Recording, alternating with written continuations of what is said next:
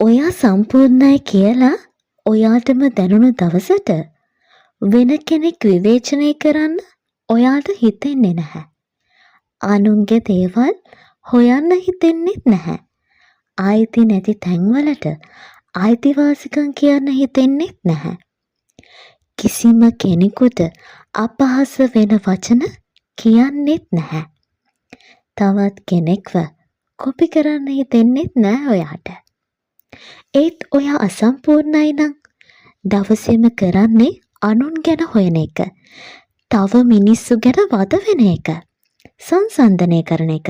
ඊර්ෂ්‍යා කරන එක. සම්පූර්ණත්වයේ සාපේක්ෂයි.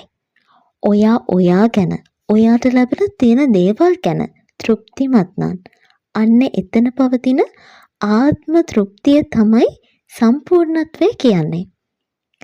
රජමාලිගාවක හිටියත් පල්පතක හිටියත් ඔයා ගැන තෘප්තිමත් නම් ඔයාගේ ජීවිතේ ඔයාට හරිම රහයි. අනන්‍යතා ගොඩනගන්න. කොන්ද කෙලින් තියාගන්න.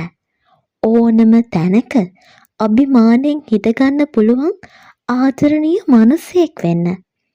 අන්න ඒක තමයි ඔයා මේ ජීවිතයේ ලබන ලොකුම ජයග්‍රහණය. ඉතින් මාව සබ්ස්ක්‍රයිබ් කරපු හැම ආදරණීය හිතකටම ගොඩාක් ස්තුතියි. පරිස්සමින් සතුටින් ඉන්න. good luck.